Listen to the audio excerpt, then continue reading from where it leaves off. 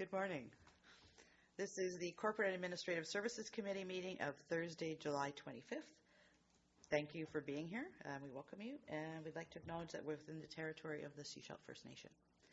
So we have an agenda in front of us this morning. There's been a request to move item 8 up front following adoption of the agenda. Any other changes that anyone would like to see? All right, so I'd like to have a motion to adopt the agenda as amended. Sorry.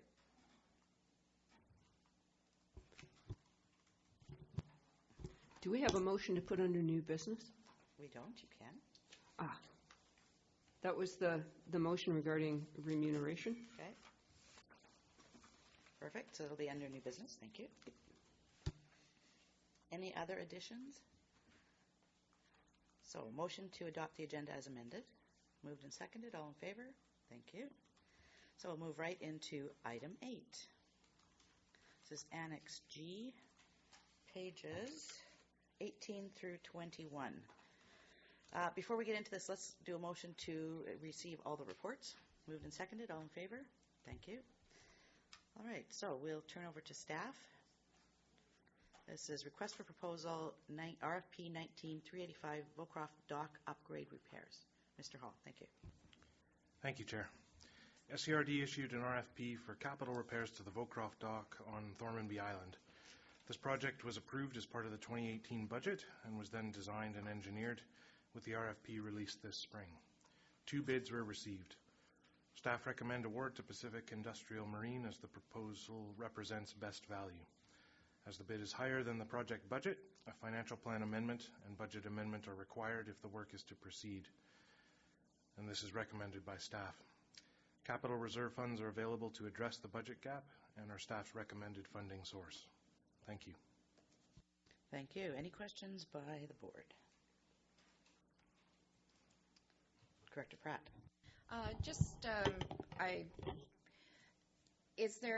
I know there is a concern that there is a high increase, but also at the same time, this is a very needed project to happen. Now, can maybe GM Hall can explain exactly why there, or is it just the cost, the increasing cost of construction, which has made the project increase, the budget increase so significantly? Director Hall. Thank you, Chair. A number of factors would contribute to this cost.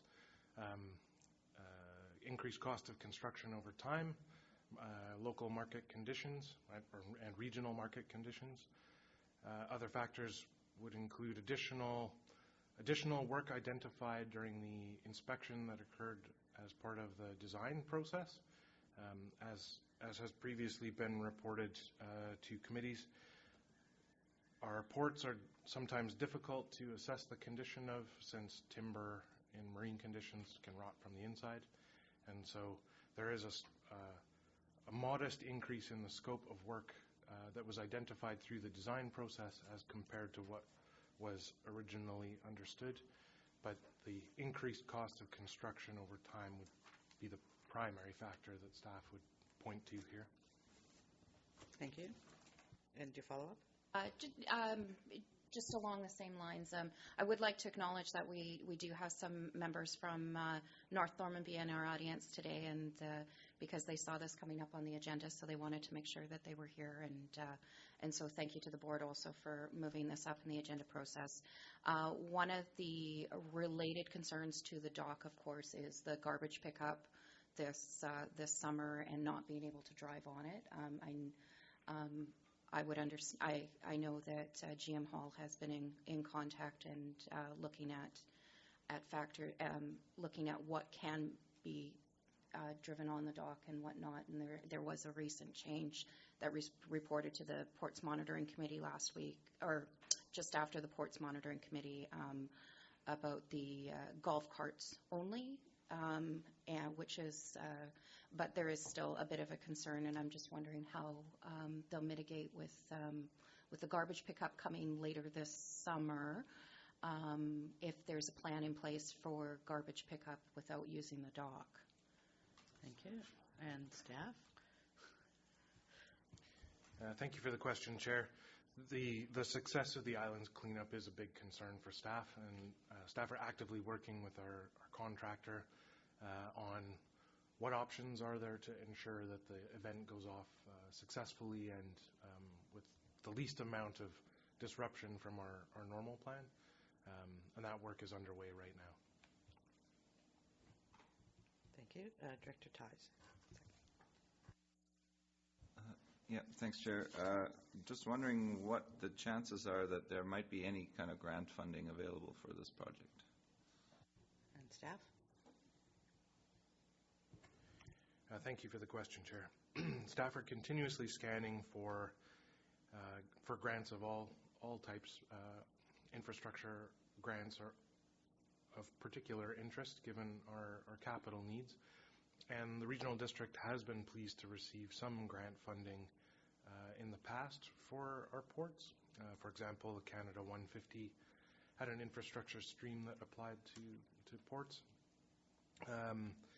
At the moment, their staff are not aware of any grants that would be applicable to ports infrastructure in general, and obviously the advanced state of this project, where we're hoping, should the board direct that the work proceed, to have work start in a number of weeks, would mean that we're past the stage of looking for grant funding. But that process of seeking outside funds to grow the resource pool that the Regional District has is ongoing. Thanks. Thank you. Did you want to speak?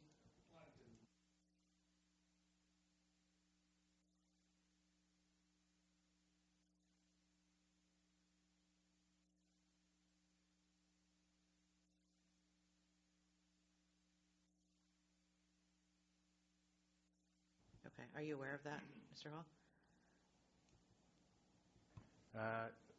No, I am not specifically. Okay, I so- will confirm that the staff that are looking at this have that information, Okay. and if they don't, I would appreciate the opportunity to follow up with Perfect. the folks Could in you leave your attendance. could you leave your contact information with him? Oh, is that right? Okay, good. Okay, thank you. Any other questions about the information in front of us? Would you like to make a motion? I would like to move this forward. So I'll move the recommendations from staff that are listed on page 18 of our agenda package. Thank you. And that's also that the recommendation be forwarded to the regular board meeting today. Yes, This afternoon. that'll be a necessity in order to have the work started after Labor Day weekend. Perfect. Okay, so a motion on the floor. Is there a seconder? Seconded. All those in favor? Thank you. That has passed. And you'll note some of us didn't put our hands up. We're not in the function, so we don't actually vote on it. It's only the royal directors that are voting on this. Oh, sorry, no, it is.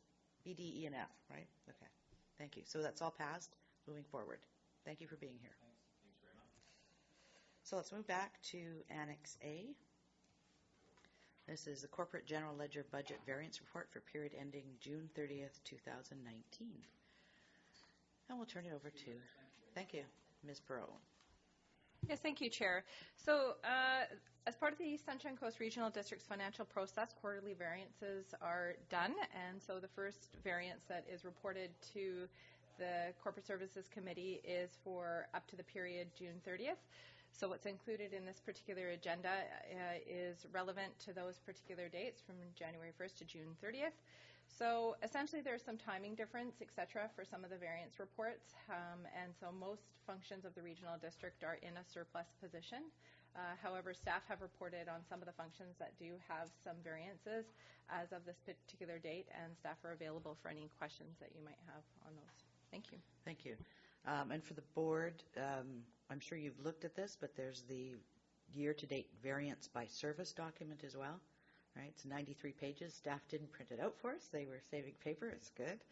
But as you went through, you may have found some of those that you'd like to question. So should we address those now or address those later? So if they are functions that are not addressed in the subsequent reports, so for instance, solid waste, transit, or those, staff are here to answer any specific questions Thank you. the committee may have. Great. Director Hiltz, I saw you had your hand up. Yes, thank you. It was, let me just get my page. This is a big item. It's on page Page numbers 30. bottom left. 30.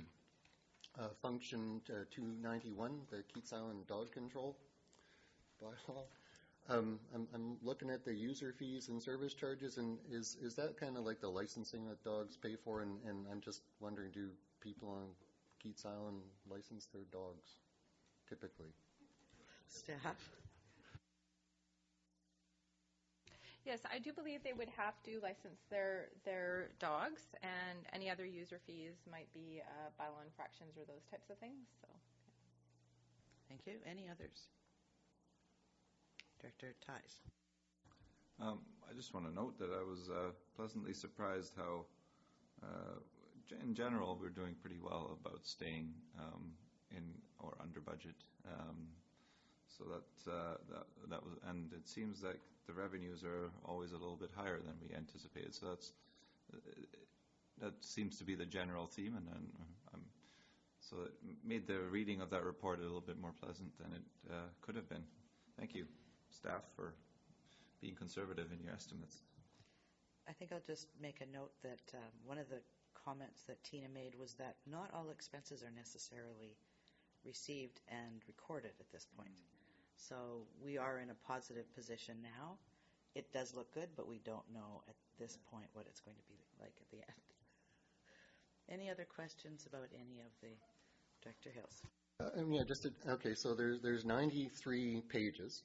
So would you consider each page a function or a service? Just I'm still kind of working through the language issue here. So just a little clarity around that. Tina? that's a good question. So as a regional district, those terms are interchangeable. So when we talk about a function, it's generally where there's an actual service bylaw established to that.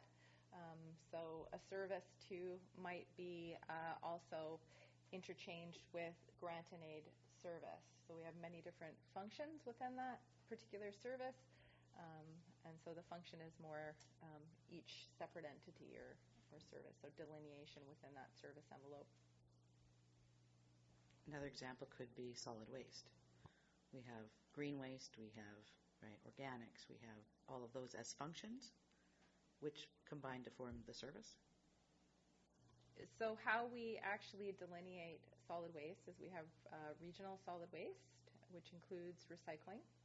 We have the 2 landfills that are separated, and we also have refuse collection for the rural areas, except for Area A. So that's what we kind of reference when we talk about regional solid waste. All right, any other questions? Director Hiltz? And just so every service has a function, but not every function has a service. No, every function has a service. A service bylaw? Not necessarily. They may have, so for grant and aid, for instance, we have some grant and aid functions that actually operate under the letters patent of general government, but then we have specific grant and aid functions like the GGCP and those that actually have a separate bylaw associated with it. So, and that's where the budget document that is provided actually shows the number and the bylaw, the authority with which you have that under. So you'll see there's sometimes some duplicates with that. So that's why we make sure to reference the authority with which that particular function operates under. Make sense? More and more. Good. Okay. Any other questions about any of the other functions, services within this document, this 93-page document? Director Lee. So all of the functions you have listed here, if we were to add up the year end, would that make our budget that we approved?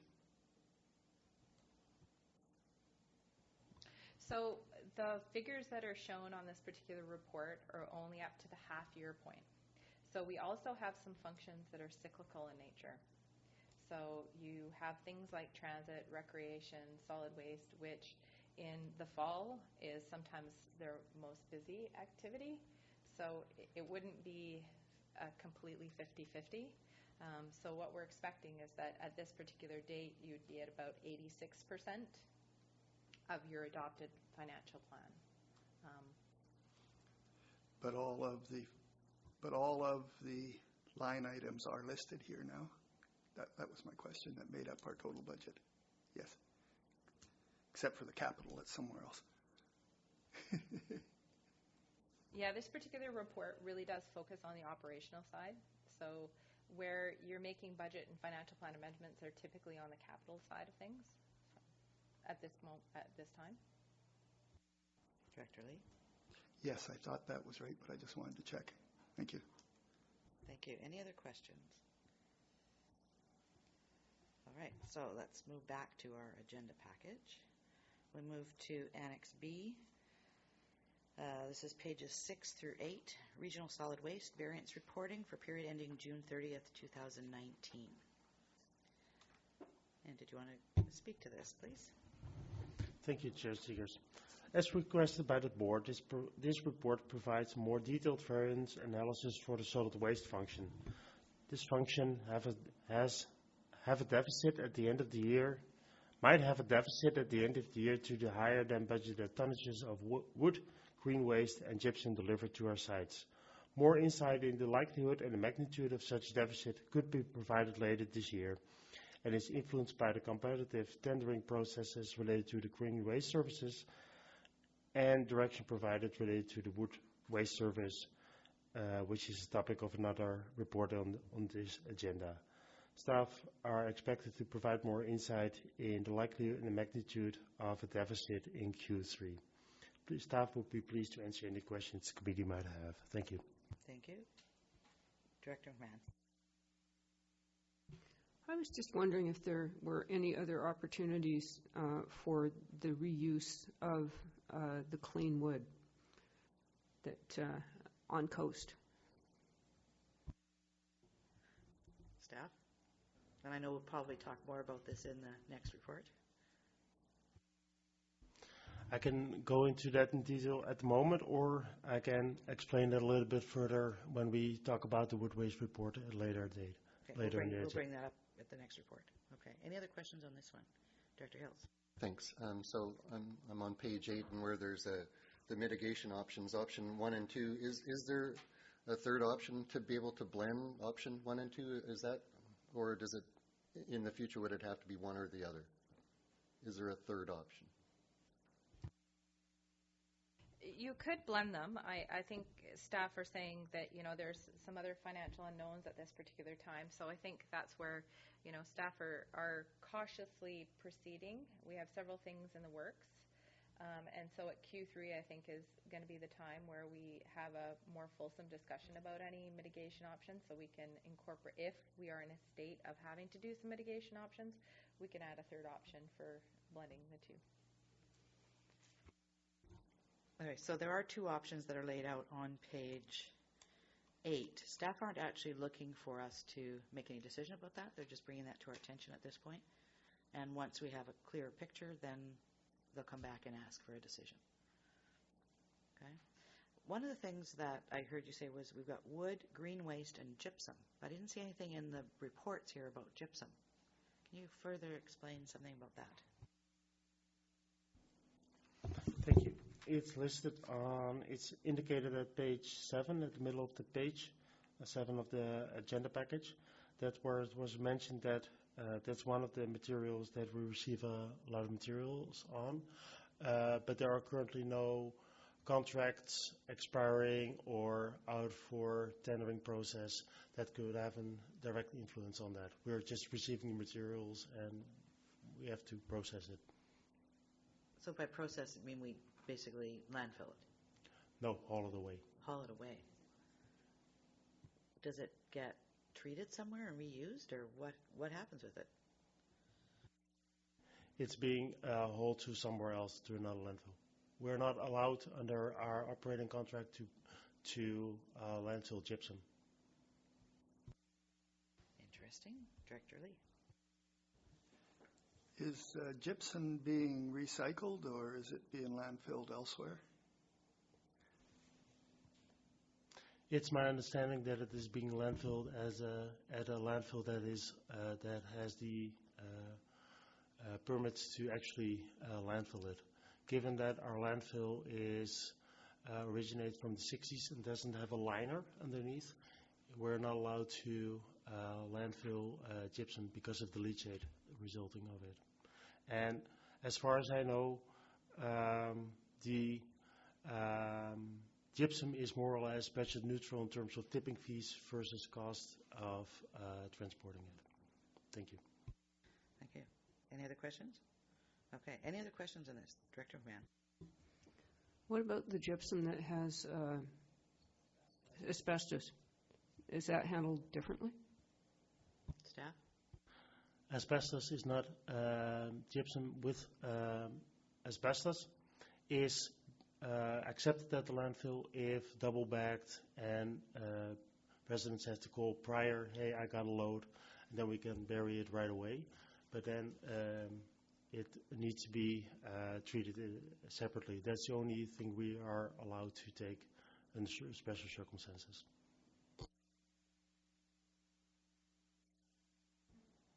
That sounds backwards to me. No. Maybe I can clarify it a little bit.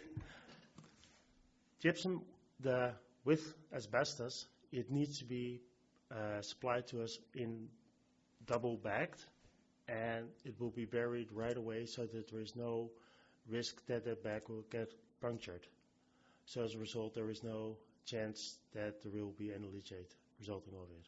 While regular gypsum is just delivered to us in bulk, just as loose material, and hence it's subject to leachate generation. Thank you. Thank you. Any other questions about this report? All right, so let's move on to Annex C. Sorry, Director Lam, did you have a question? No, sorry, I thought you put your hand up. Annex C, pages 9 through 10, and this is on Recreation Facilities Variance Report for period ending June 30th, 2019. Any questions on this one? Director Hills. Thanks. It's on the background about the quarterly variance reports, and I'm just, is this a quarterly or this is a semi-annual? I just got a little confused on that word there. Staff? So it is a semantics. We could call it the half year. So when we adopt our budget, it's essentially the first quarter is already over, so we don't really provide a variance report right after the budget's been adopted. So essentially this is the second quarter update. It's just we don't provide a quarter. It doesn't mean that internally we do variance reports on a monthly basis or even more often in some functions. But yeah, so this is just at the second quarter. And so again, October, third quarter, and then year end is just as part of the year-end budget process. All right, any other questions on this one? Okay, so we'll move on to Annex D, Building Inspection Variance Report. Any questions on this one? This is pages 11 and 12. And there is an additional recommendation here.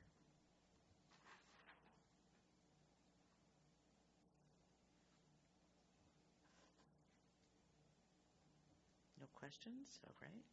So there's a request from staff that we reduce the, or actually do away with this report and have it included in the general overall because of the status of it. They've had, yes? I'll make that motion. Thank you. Is there a seconder? Seconded. Any questions or comments? All those in favor? Thank you very much. Annex E, Transit 310. Variance report for period ending June 30th. Questions on this one? Director Pratt. Just a comment that it's good to see ticket sales going up. So, yay. There's been a move over the last while, right, with transit. I know it's been costly, some of the decisions that have been made, given the freeze that the provincial government put on funding. We had started preparing for implementation of Route 90, and the province put a freeze on funding. So while we purchased the assets, the buses and everything else, we actually couldn't implement the service. And so for a couple of years, it was very costly for our transit system. Once Route 90 came in, it actually allowed us to have more stability around the transit routes, so there wasn't as much change. Prior to that, we had to continually change our bus routes every time the ferry schedule changed. We don't have to do as much of that anymore, and that provides more reliable service, more regular service to residents, and so they're taking advantage of it. It's good to see. Director McMahon. I'll be interested to see the next quarter to see how the tourist uptake on the transit is progressing, because I understand we got very heavy usage last summer. So, good news. Director Lee. I was noticing that we're going to hire some drivers to replace overtime, but the overtime appeared to be caused by one-ofs. Perhaps I've got it a little bit wrong, but I was kind of curious. And staff? Thank you.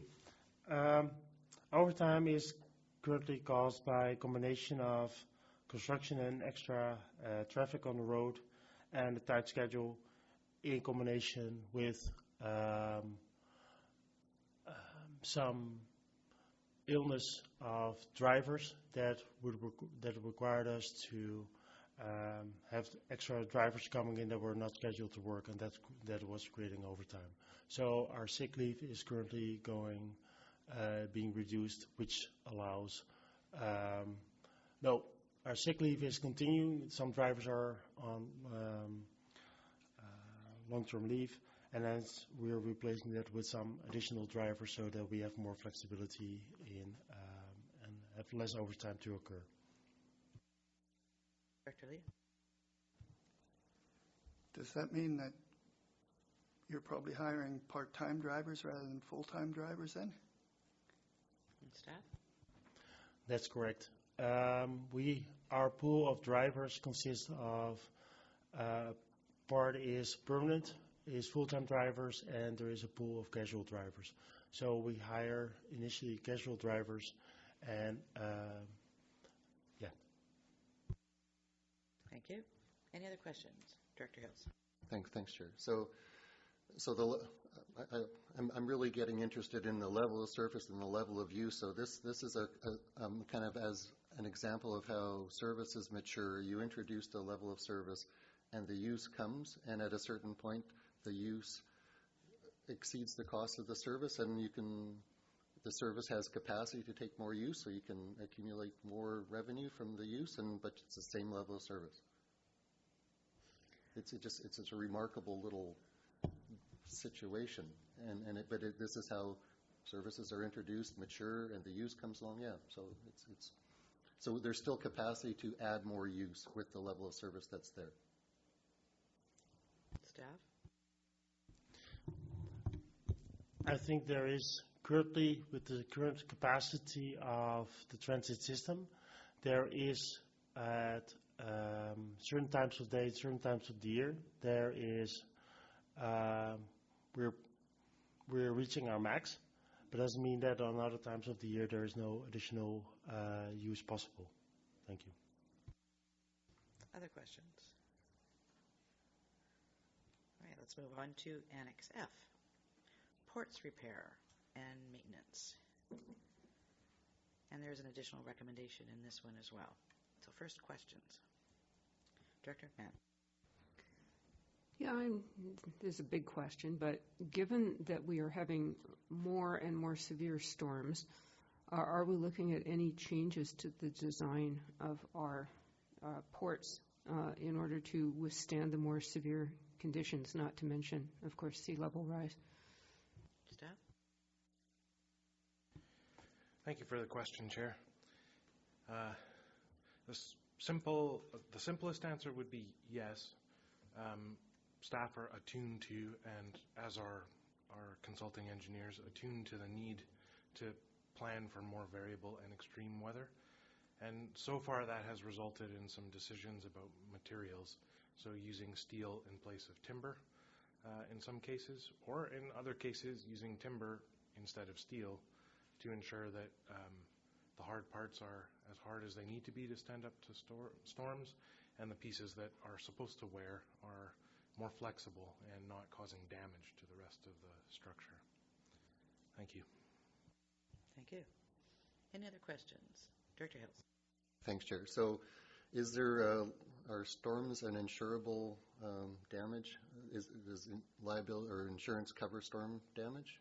Like I'm looking at it, the difference between the barge hit and a storm hit. Staff? That may not be in your area of expertise. Yeah. Thank you for the moment to confer. Staff are just reminding ourselves of our insurance coverage language, but generally no. Generally acts of God are not covered by insurance. There are strategies in place to attempt to ensure that the infrastructure is as resilient as it can be. So some of these things include routine inspection, so identifying problems when they're small before they become bigger. We have a robust preventative maintenance program similar to many of our facilities, and both of those are aligned with an asset management plan. And then the Ports Monitors Committee, which is a relatively recent improvement to the service, also helps with identifying problems early and providing information that can be used to resolve them in the most efficient way possible in an attempt to address what is a challenging environment to provide infrastructure in. Thank you. Director, or Tim. Yeah, and so from a financial standpoint and financial sustainability perspective, I think that's something that we'll have to contemplate in this aspect of this service, because when we acquired these particular assets, we had funds from the federal government that have been depleted. So case in point to the prior, if something catastrophic did happen to one of our ports, we would be challenged on how to fund the repair if it was a large project. So it's something that we'll need to address in the future. So I have to say that when I sat on the board previously was just when I think it was identified that funding wasn't available for ports anymore. And Director Hall came on board, and what I've seen since is a focus on maintenance so that they don't actually get to the point where, it is catastrophic. And we'll have to deal with those kinds of things as well, but I've seen a lot more effort. So I'd say a lot goes to Director Hall for his work on that. GM Hall, sorry. Director's the other place. Any other questions on this one? Director Hills. Sure. Yeah, I'd like to echo that. The maintenance and the liaison with the POMO committee and getting timely maintenance seems to be really paying off in the resilience of the docks. My question is on page 16, and it's the pressures on the wages and salaries, and I'm just I'd like to know what the sources of pressure were in that particular item. Staff? Thank you for the question, Chair. The Port Service has a combined total of, I believe, just under 0.5 FTE, made up of a small portion of my time, the administrative assistant for the department's time as the kind of front of house, and a parks planner who serves as a project coordinator.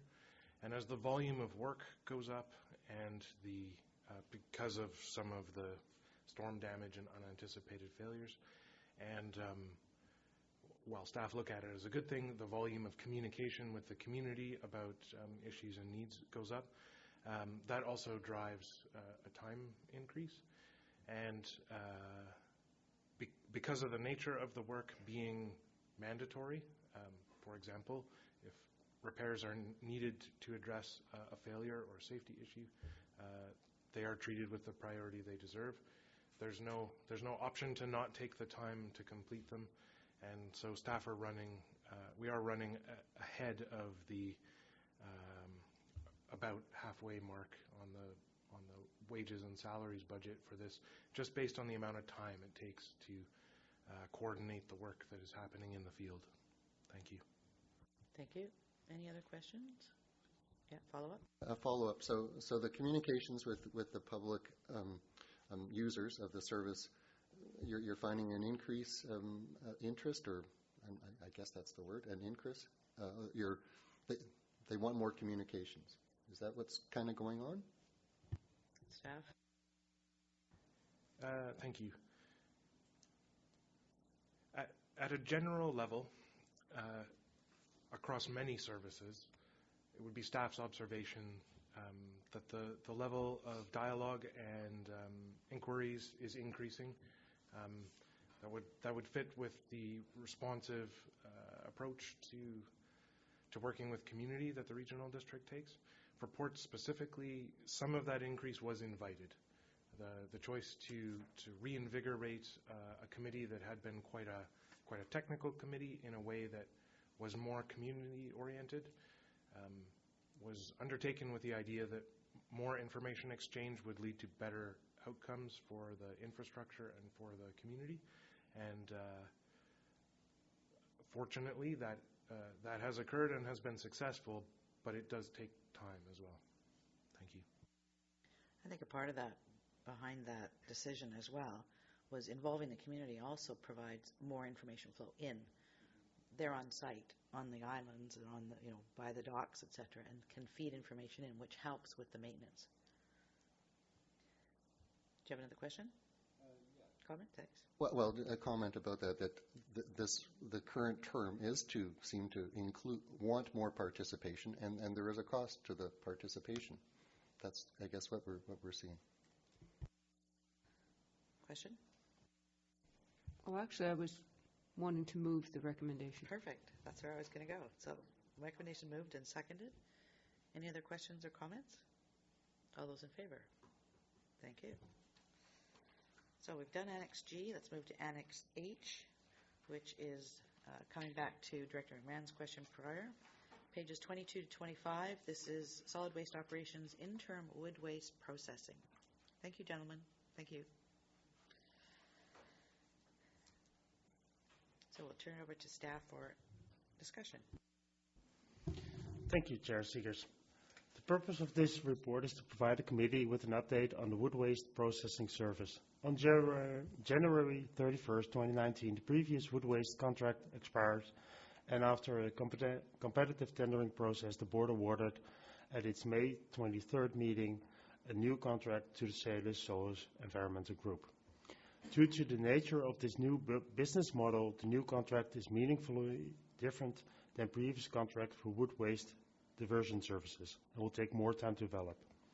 Especially, Celis Solus requires a 2-month mobilization period after the contract is executed. Due to both factors, the new service will not be implemented before October 1st, 2019, 8 months after the expiry of the previous contract. Besides, over the first 6 months of 2019, the amount of wood delivered has increased with 21% compared to 2018, and such increases tonnages are expected to continue until the end of the year. The purpose of this report is to present some options for and seek direction on the initiation of an interim service. After the report was released to be published, staff identified an error on page 23 of the report. Under option 2, the impact of burying all the materials would not result in 7 weeks, but in 20 weeks of reduced landfill life. Staff also recommend that any recommendations from this committee will be brought forward to this afternoon's regular board meeting to be initiated at short term. Thank you very much, and staff would be pleased to answer any questions. Director McMahon, did you want to ask your question now? Well, I'll be slightly flippant, but not entirely. I was reminded of the report about the drilling of the test well on Church Road and how they're going to give out free water to the neighborhood. can't we have like a one-day blowout sale at the landfill? Free wood. We've got wood. I realize that there are some issues associated with having public access to the wood pile, but I'm honestly, I look at that and I think that's a resource, and there are people who could reuse it if we could find a way to make it possible. I think we'll go to staff first and see if they, I know you've talked about this. Perhaps you can address it. Thank you for your question, Chair. This is something that staff did consider. So currently we do allow small amounts of wood salvaging. There are a couple of components here, so we'll talk about two of them. So the on-site activity of such taking of larger amounts of wood poses an organizational liability risk. For example, if we have people climbing on the wood stockpile to select the type of wood they want, that's extremely dangerous activity. The other component is the traffic congestion. So because of the stockpile, we're having traffic congestion issues. So as people pick through the wood pile, allowing more of that would contribute to this congestion. And that's primarily due to the size of the stockpile of the wood. The other component of this is the public safety part of it. So whether it's on-site or off-site, even if people take the wood in their pickup home and stuff, a lot of this wood does have nails in it. So if you get a small nail puncture, you may not think much of it, put a Band-Aid on it. But the public safety component of it, there's tetanus, for example. That's a shot that people should have if they're handling metal. So that's a public safety part of it. And then on a side note, so we did do a temporary haul to buy us some time and space of 80-yard truck and trailer combination units. And it was 11 loads we hauled. So that is an equivalent to 450 pickup truck loads of wood, and it didn't even put a dent in the pile. So those are some of the considerations. Follow up on that? I'm just wondering if other jurisdictions have no doubt dealt with the same problem, but it would be interesting to find if there is any way to address some of these problems, because I just hate to see what is essentially good wood thrown out when, I have a friend who built his entire house out of, scraps from construction sites because he was working in construction and he was able to get stuff that was otherwise going to be landfilled. So I don't know if there's a partner group that we could work with that would be able to help us out here, but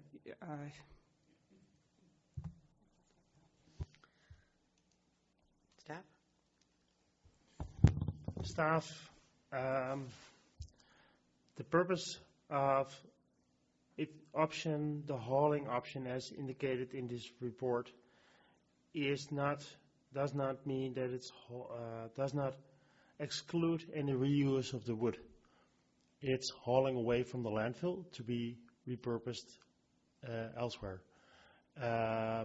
So it could be repurposed, or if there's no other option available, it could be landfilled somewhere else. But the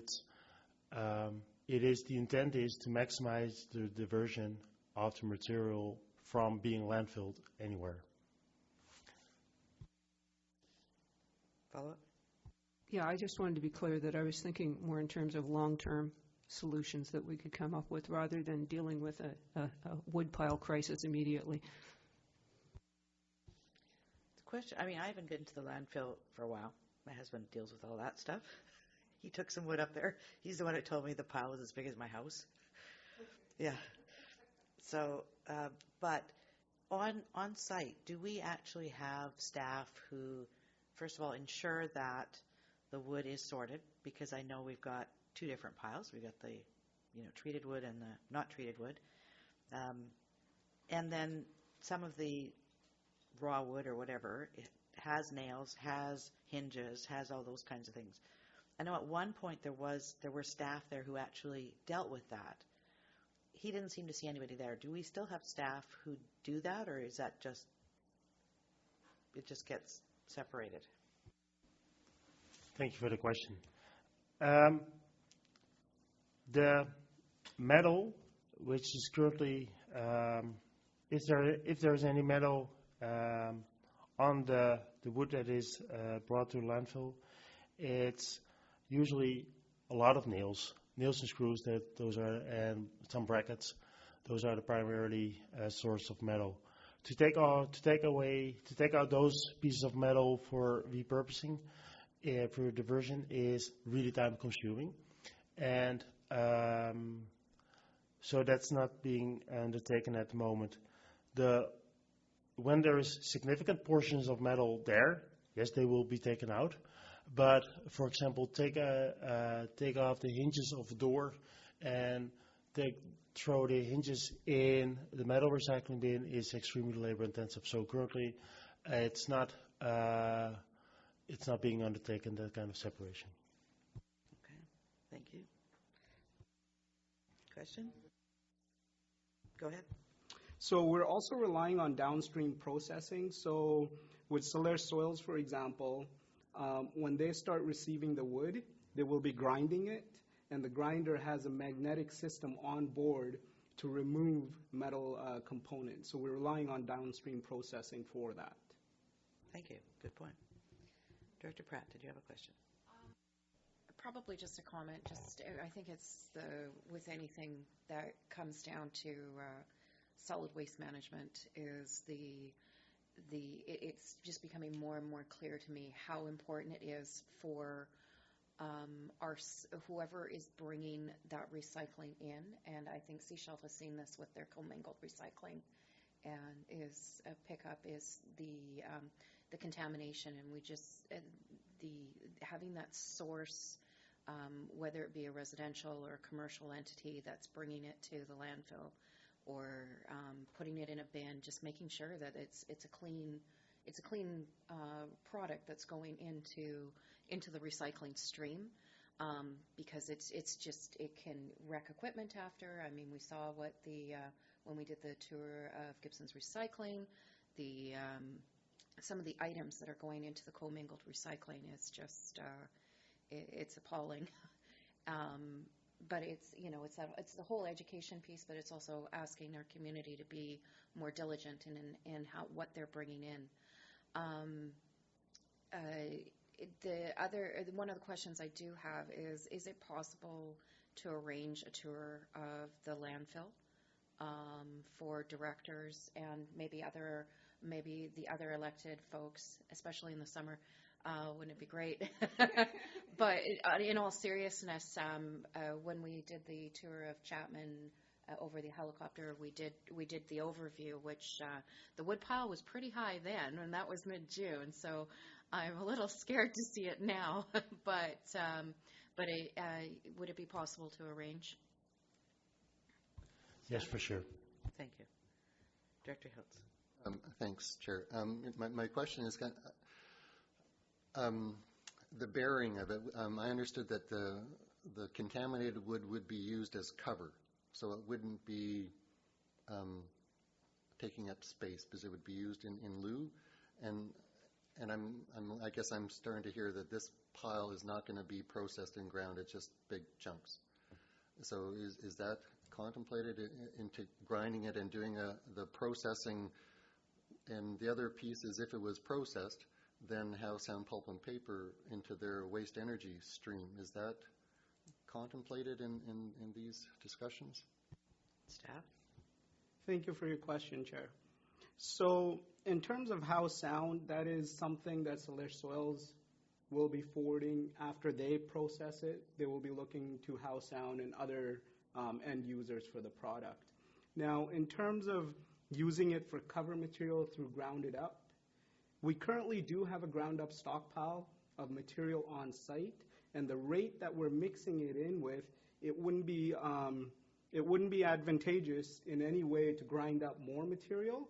We have a stockpile on site, and then once Solaire Soils comes on board, they will be shipping their contaminated ground up pile, so we'll have a steady supply of it, but that is an option that we looked at. Any other questions on this one? Director Lee. Yes, I have a couple of questions. Could we pay to have it ground up and then give it to Salish to use in the future? That's one question. You're talking about now, grind it now, Right give it to grind- them, grind see if that they can pile use we it got now. And just truck her down there. Give Okay. it to them. Okay, Pay to grind and give it to them. okay. Staff? Thank you for your question. So that is also an option which we explored with Salish Soils. We talked about having them come on site and grinding it, but our current sorting process of the two categories of the materials is not to the standard that Salish Soils would use. So technically our clean pile isn't clean enough for them to ship off to House Sound Pulp and Paper.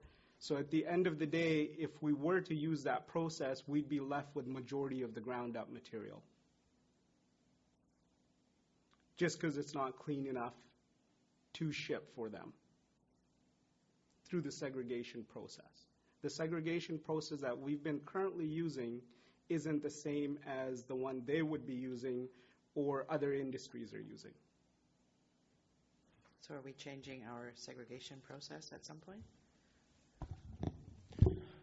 I think what is to add to what was just mentioned. When the new contract will be in place, there will be clear guidance to the audience, to the public on what is clean and what is contaminated. The definition of clean and contaminated will be slightly different from what is currently piled. So we would need to sort through the entire pile that we currently have, hand by hand, and making two separate piles. And that amount of work is quite significant given the benefit it would give us, and the cost associated with it would be significant as well. Thank you. And Director Lee, you had another question?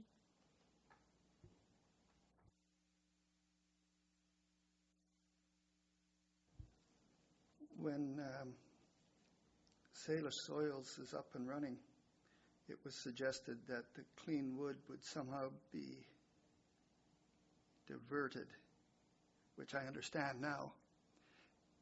But the contaminated wood will be ground up and shipped out and buried, or will it just be shipped out whole and buried somewhere in Vancouver? Staff? When the contract is up and running, a large portion of their contaminated wood will be used at the landfill as a cover material. Okay, any other questions on the report? Director Lee?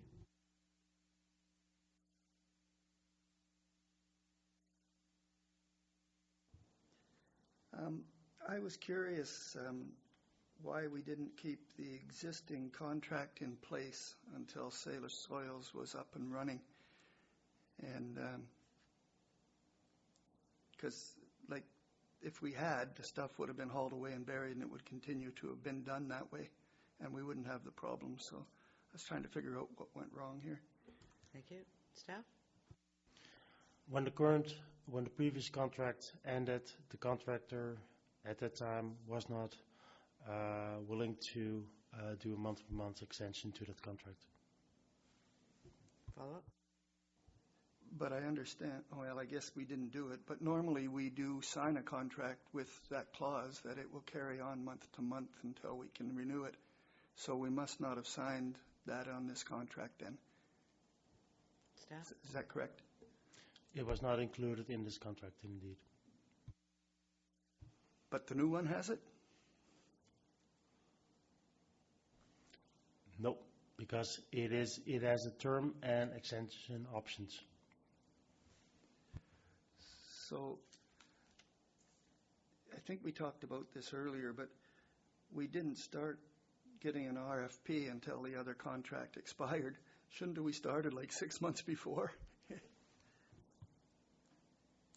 You are correct.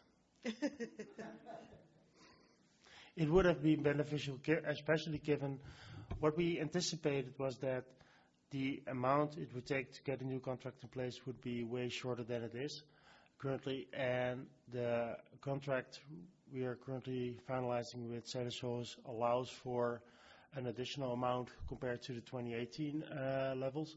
So we're anticipating that the volume of wood that we would be delivered to the sites in that short period of time could be processed by Cedesso's as well. Only the time takes longer, and the influx of material, the input for material is such significantly more than previous years, than that is outside of the scope of the current contract with Cedesso's.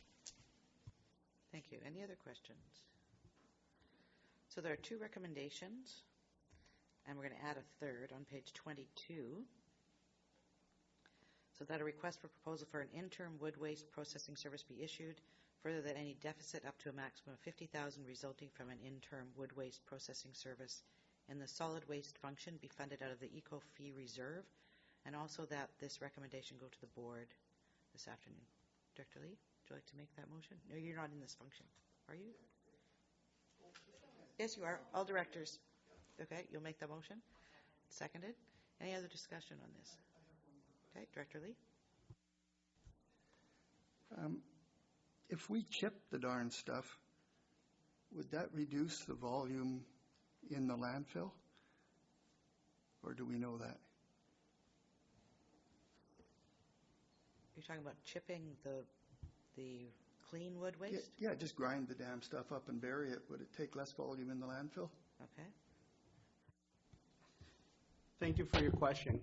Yes, it would take less volume in the landfill, but on the flip side, the cost associated with chipping and the reduction in volume doesn't add up. So it costs a huge amount to chip it, and the reduction is very small compared to landfilling it. Landfilling it as is and compacting it in the ground. All right, any other questions? We have a recommendation on the floor. All those in favor? Thank you very much. Thank you.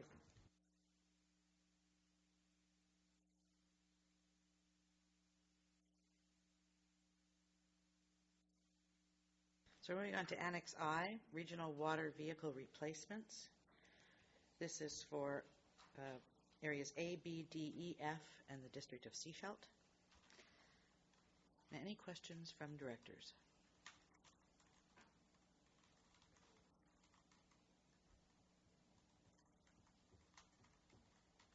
Director McMahon.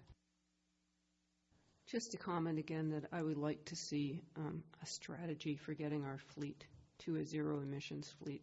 I mean, it's good to see us purchase some used vehicles. That's, reuse is good too. But we definitely need a strategy. And I'd also be interested to know how many of the Ford pickup trucks really need to be Ford pickup trucks, or whether staff just like driving Ford pickup trucks. So. Yeah, there's a loyalty sometimes to those. I have one of those at my house. Ford pickup trucks. Director, GM, sorry.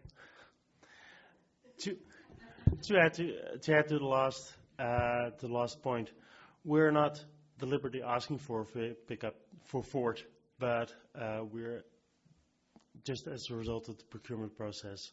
Sometimes we have been ending up with Fords, but we're not deliberately asking for Fords. We also have 2 Rams in our family too, so yeah, there's lots of trucks. There's lots of trucks. Yeah. All right. Any questions? Any other questions on the report? Director Hills. Sure. And just to summarize the report, so previously it was 3 new vehicles at $170,000, and now it's 2 used and 1 new, 470. So is the expectation that the 170 number will go down? Staff? The original was for 2 vehicles with a total of 170. Now it's 3 vehicles for a total of 170. Thank you. Thank you. And any other questions? Do we also want this one to go forward to the board this afternoon as well? That would be much appreciated. Thank you. Thank you. Okay. Director Lee? This is a curiosity question, but I was wondering about the cost of ownership, new compared to used. Seeing we do our own maintenance, used might actually be cheaper over the long run, which is what started my thought process. Depends on the, as Director Ty says, depends how used. Thank you for the question. We've considered the cost of ownership, and it's our experience that if we purchase well, they can be very well maintained. Purchase well, do good purchasing process for our used trucks, we can indeed ensure that their cost of maintenance are low, cost of use are low, because we can maintain them ourselves. All right, so there are some recommendations on page 26. The addition at the bottom is that this recommendation go forward to the board this afternoon. So moved. Seconded. All those in favor? Thank you very much. Moving on to item 11, Annex J, pages 29 through 33 on long-term debt. Thank you.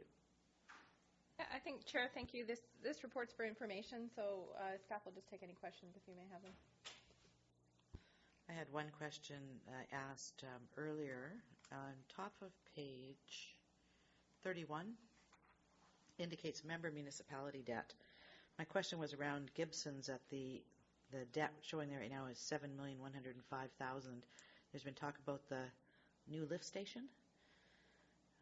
Perhaps the director could tell us where they are in that status, because I don't believe that amount is included in here. Thank you. We just had a report from our staff. The figures have been rejuggled, so we increased a number of our connection fees and things. So in the recalculation of that, our borrowing request has been reduced. And what they're doing is they're looking at the borrowing without any of the current projects on board coming online. So it's hoped that about 47% of what we're asking to borrow will be covered by projects that will be coming online within the next sort of 6 to 8 months. So do you have an approximate number? I don't have an exact figure. Yeah, you're still working on that piece. Okay. All right. But it's not included here at this point yet because it hasn't come through. Staff? Thank you, Chair. So staff did review the report from the Town of Gibson staff from Tuesday's council. So the loan authorization that was approved by council was up to $1.7 million. So right now the projects are still under development. So staff were just seeking temporary borrowing. So any security issuing won't come to the regional district until the projects are completed. And so at that time, once the projects are completed, I mean, they have an authorization up to borrow up to $1.7 million, but it appears that they anticipate that'll be lower than what was projected. So. Okay, so that would cut, the 1.7 though would probably come here. Is that correct? No, the 1.7, so the process for borrowing is such that the member municipality would do a loan authorization. So that would go through the inspector of municipalities, and so that's really just the authority. So the AAP that process has completed, so it really just gives you authority up to the ceiling, right? So we at the regional district have done that before to say we can borrow up to $5 million, but when we actually complete the project, we may only borrow $4.5 million. So that's kind of where the Town of Gibson's is at right now in their process. They are still going through the final approvals with the inspector of municipalities for the quashing period, et cetera, for the loan authorization. So now they're just seeking temporary borrowing to proceed with the projects. And then the regional district will only see the security issuing bylaw. So when the final total is being asked for long-term debt. Okay, thank you. That explains it. Director McMahon. I assume that we have a sort of a borrowing limit based on the size of our budget. Staff? Yeah. So a municipality does have borrowing limits that they have to adhere to based on the community charter, and those are up to 25% of their financial status. A regional district actually does not have that particular mandate. However, the regional district does have a debt management policy, and our debt management policy says that no amounts over 15%. And so that's contemplated and articulated in this report as well. So 15% for the regional district, Yeah. but that does not, how does that impact the municipalities? It doesn't impact the municipalities, so that's separate. So essentially, the regional district acts as a collateral for the member municipality. That's the unique structure of the Municipal Finance Authority. So, And there are two components for the municipalities. It is the 25%, but there's another piece, a percentage of your payments as compared to your revenues as well. So there's two limits inside of that. District of Sechelt, while our total debt isn't at the 25%, our payments are actually fairly high because we've had shorter periods. We've got shorter amortization periods, and so our borrowing right now is fairly restricted. We have to go to the public for borrowing. Further? Yep, because I can foresee in our future we're going to need to borrow money for infrastructure projects. So I was just wondering how much borrowing room we have.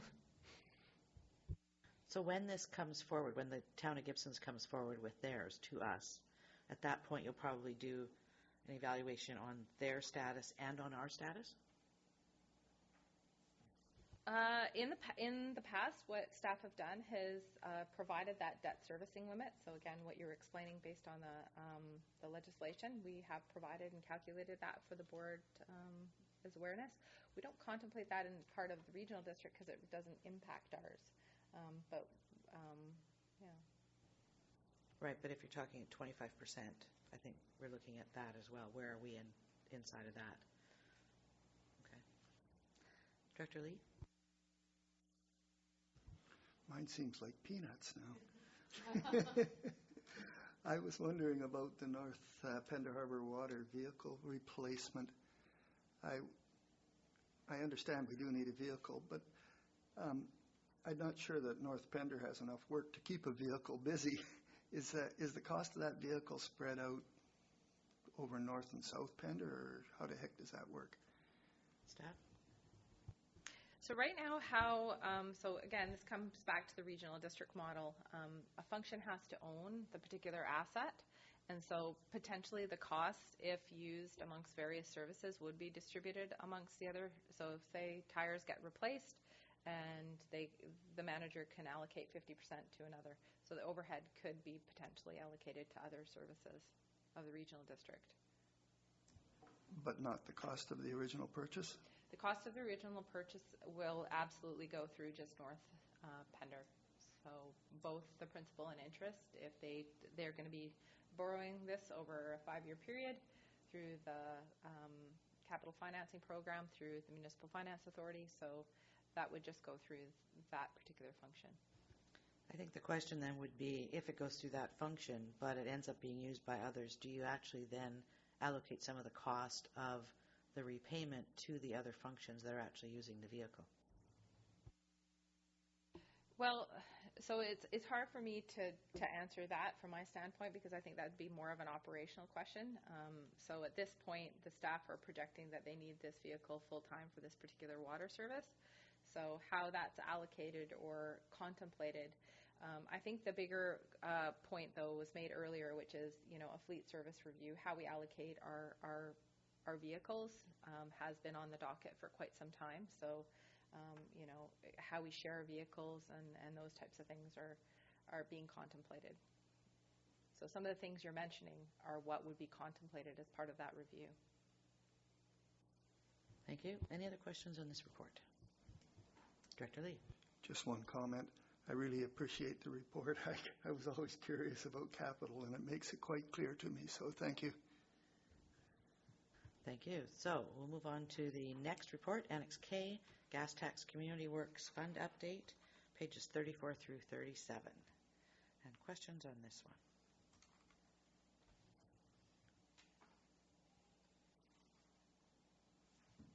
Director Ties.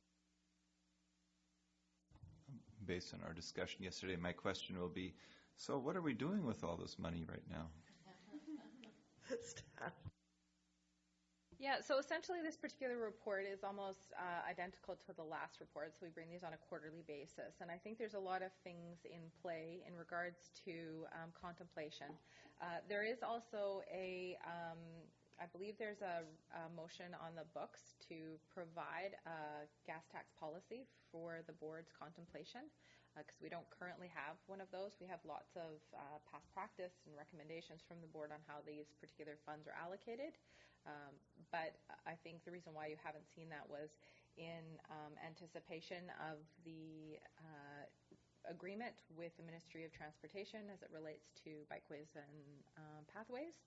And so that's still in the works. We also have the great news of receiving almost another $1 million from the federal government for the influx. So the next report, you'll see quite a large sum of money that's kind of deferred here. So these funds are placed in investment and they do earn interest, but the sum is getting quite large. So yeah, it's a question for the board to contemplate. I know in the past you provided the criteria for what the money can be spent on. I'm wondering if you, given the amount of money that's here, I'm wondering if you could just forward that document again to all of the directors. Then as we're going forward, right, we can reread that and look at possible applications of that. Any other questions on the report? Move on to Annex K, Annex K. Annex L, Director, Travel and Constituency Expense Report. Any questions?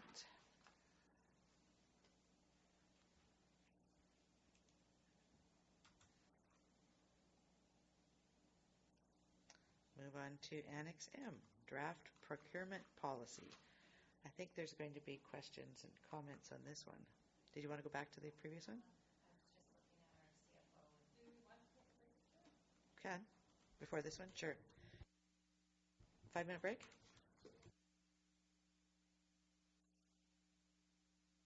This next item is going to take a bit, I think, so there'd be time for break now. Thanks.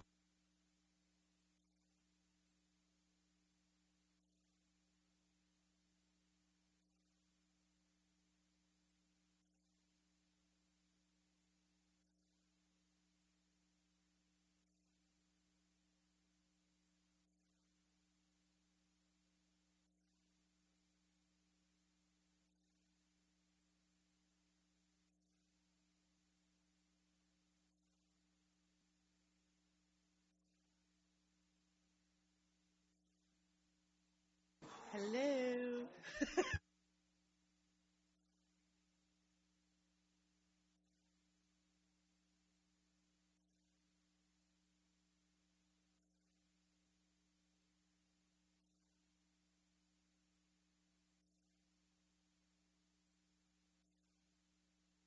All right, we'll call this meeting back to order, and we're moving forward with Annex M, Sunshine Coast Regional District Revised Draft Procurement Policy.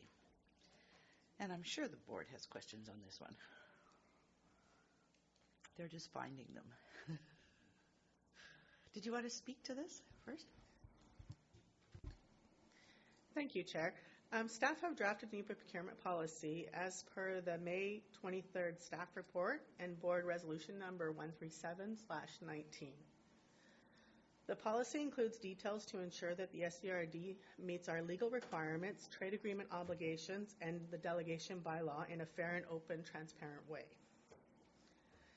Staff have also included avenues that will allow for social and sustainable elements to be addressed in the tendering processes, which include elements like the environmental sustainability, local economy development, and living wage options.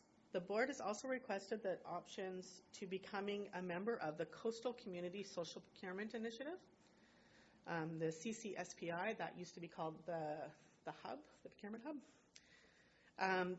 The SCRD currently has a team of accredited procurement specialists that have participated in social procurement webinars, courses from the Social Enterprise Institute, which is one of the people that do the buy social groups and things like that, as well as having certification in social procurement. The membership fee to join the CCSPI is based on the 2016 census population, which was 29,970 for the region. So the SCRD's membership fee will be $3,095 to join. Staff have included recommendation options in the report around joining the CCSPI, and staff are available for any questions that the committee may have about the draft policy. Thank you. Thank you. I'm going to jump in with one question up front. If the SCRD becomes a member, does that mean the member municipalities of the SCRD are also members, or do we need to take our own membership? Or do you know? I believe we would take our own membership, and then Okay. they would take theirs. Okay. Given you were looking at 29,000, well, that includes the municipalities, so it's what? Okay. Director McMahon. Yes, and so if you pay based on your population, then they're double dipping. They're getting paid twice. That's where I'm coming from. That's a good deal for them. Oh, heavens, I have many questions. I think there was a reference in here that there was some consultation involved in this development of the new policy, and I was just curious who was consulted. Thank you. Staff? So the consultation was with internal staff members as well as the senior leadership team. Thank you. So I was wondering whether there was any consultation with the business community, such as vendors or perhaps Community Futures or somebody else with expertise out there. Thank you. And staff? Not at this time, because it's the laws, legislation, and trade agreements that drive a lot of the policy. And what we do, we would do the vendor outreach to help them be able to meet those obligations and work with us in helping them develop the skills to apply for those things, not necessarily informing what we have to do by legislation. All right. Any other questions on this policy? Director Hiltz. Thanks. It's on page 58, the number 9, the 9.1, the lobbying. And when I first read the lobbying, that sounds like what salespeople do. So the difference between selling something and lobbying, I'm interested in that. Is there like a best practices, and what's one and what's the other? Staff? Hi, thank you for the question. So lobbying is part of more of like the code of conduct and the ethics. So companies can't come, or people can't and should not come directly to individual people and pitch their things outside of the procurement processes, right?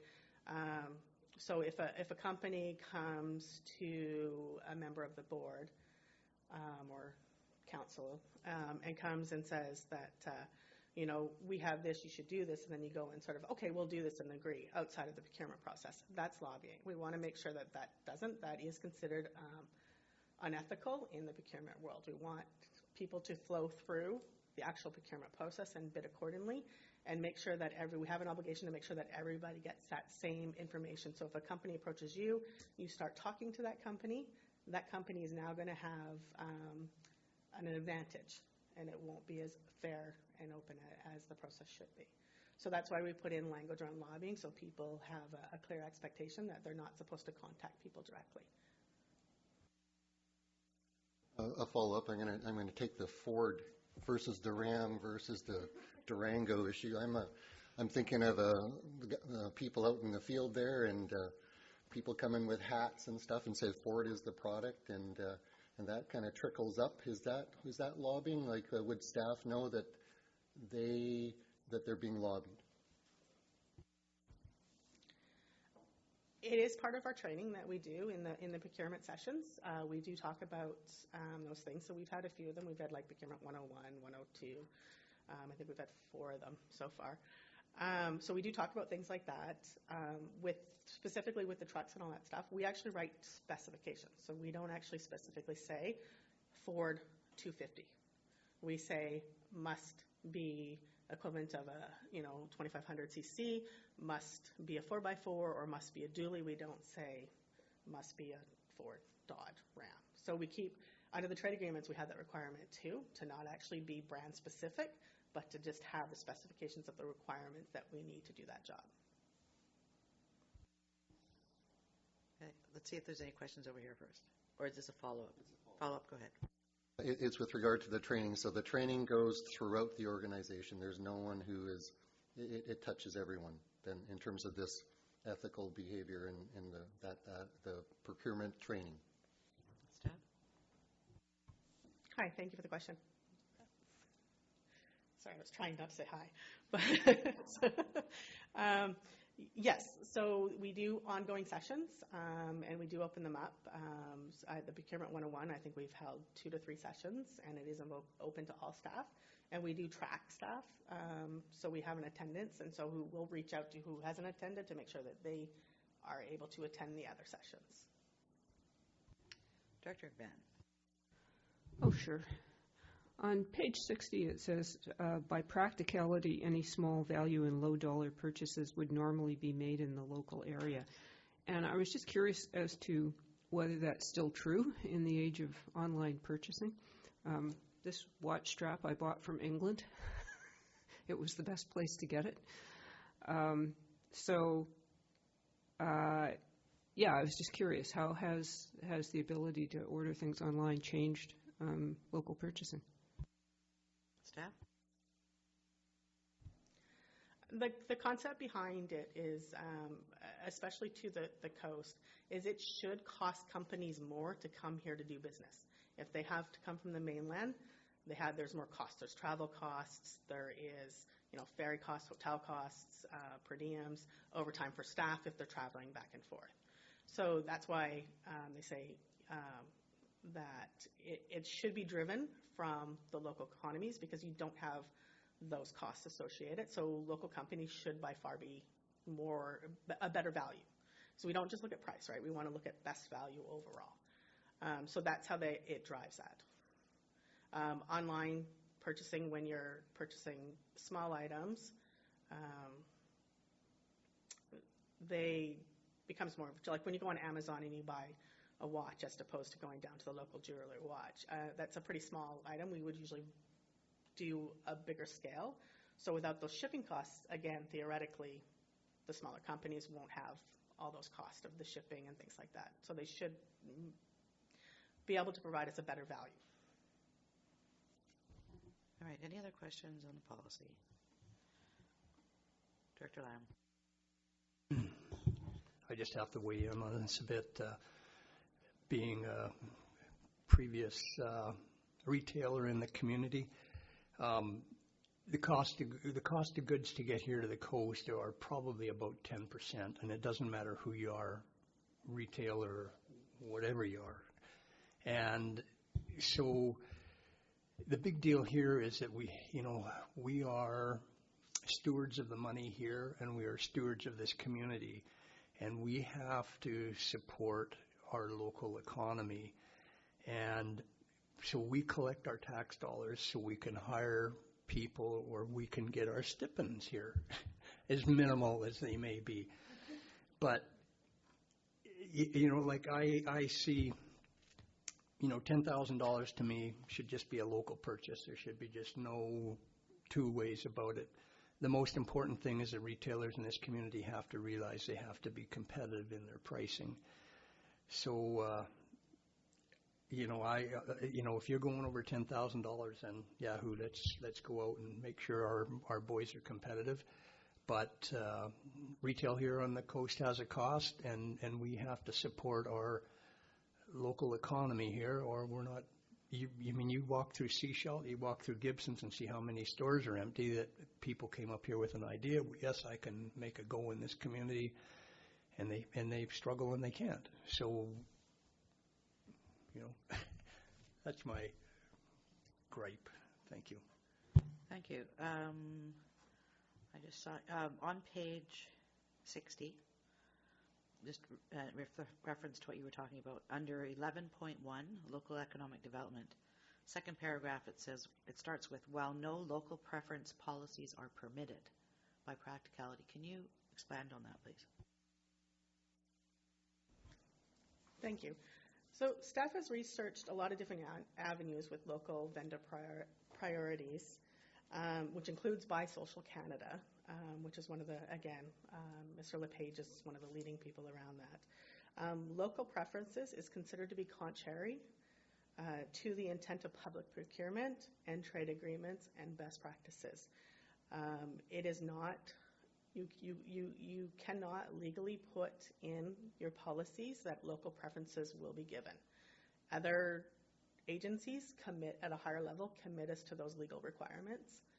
How we can address it is how I've defined best value, and under best value I've defined local knowledge, and there's some options around that we can to look at things like that. We've also, when we updated our procurement thresholds, we can do 3 quotes and sort of do what's called a directed competitive process. So when it's below certain dollar thresholds, we can look at doing just the 3 quotes and try to focus on those better benefits to the community. So though we cannot say buy local, we can add it in our parameters that we're looking for local expertise, or we're looking for something back in the community. And we can do those in our evaluation criteria, but we cannot say buy local. Okay, so Director Lamb, you said there's 10%, so you're saying cost of goods here is 10% higher than what it is on the Lower Mainland to the local businesses? Is that what you're talking about, 10%? No, the cost to get goods here to the coast is 7 to 10% is what it is, and that would be, over your wholesale cost. So the wholesale, so if we're buying something in Vancouver, we're probably buying the same price as somebody in Vancouver. For them to ship it up, it's going to be substantially more than that if we had a one-off. But basically, for a vendor here, for a retail store in the community here, 7 to 10% would be what their transportation costs to get goods to their store from Vancouver to here, and it's almost double what it is going to Vancouver Island. It's way more expensive to get product here than it is to Vancouver Island. Okay, so if I was to follow that through, if somebody local bid on some product and somebody from Vancouver bid on that product, the Vancouver person would also have to include transportation. So in the end, would that not basically cover each other off? It should be more expensive for a person from Vancouver to ship the goods up here than it would be for a local merchant. So because they're selling a one-off where you're paying your 7 to 10 or whatever it is. So what you're saying is our local people should be competitive. There's no reason for okay. Yes, and just the most important thing is that if there is, it's what the cost is landed here at the SCRD site. Thank you. Tina? No, thank you, Chair. So I think what's important to understand is the types of goods and services that typically a local government will be purchasing. So a lot of the things from a local economy standpoint sometimes are from a consumer goods perspective. So from the types of purchases that a local government will be doing are sometimes outside of that. So we're talking construction. We're talking, construction costs would be some of the larger costs. They would be things like the service industry, so professional services like architects, engineers, those types of things. And then so from a local standpoint, some of those goods and services, so our works crew go probably daily to Gibson's Building Supplies. So from a practicality standpoint, if they need a widget, they're going to go to the local vendor for those types of things. So we have different processes to do to allow staff to go and have the ability to go get their widgets on a standing agreements would be the mechanism for us to do that. So if people need to go to Canadian Tire, to London Drugs, those types of things we allow. But that's not really, the procurement policy is more for those types of goods and services that are kind of outside of the consumer goods perspective. So from a local economy standpoint, sometimes we lack the width and breadth to be able to even have those. So from a HVAC specialist, for instance, we're limited in our local economy as to who can do those services. So sometimes, even though we'd like to have someone local, we don't have a choice for them. So it's a very unique instance with local government because of the types of goods and services that we are doing. So again, when we measure ourselves against CPI, that's not typically the majority of our purchasing.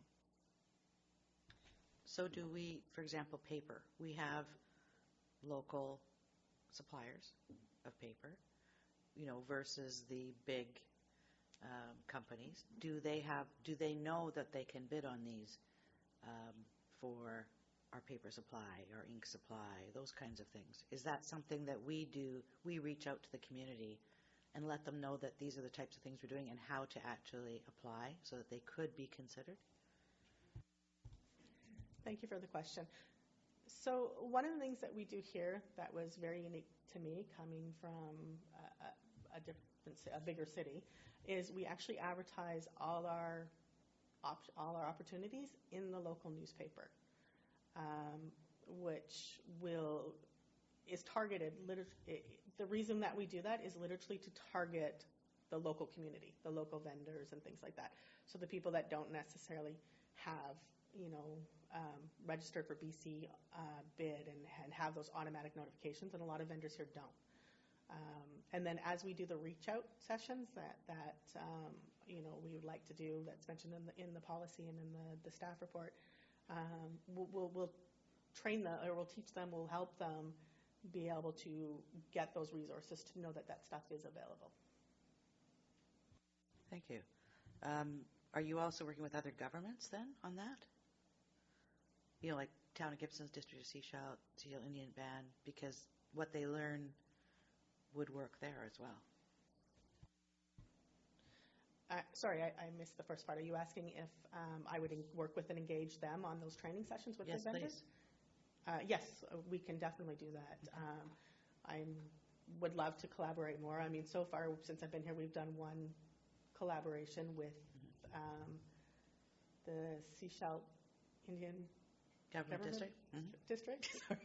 And then, of course, the District of Sechelt. So, yeah, definitely include those. Thank you. Who's first? Director Mann.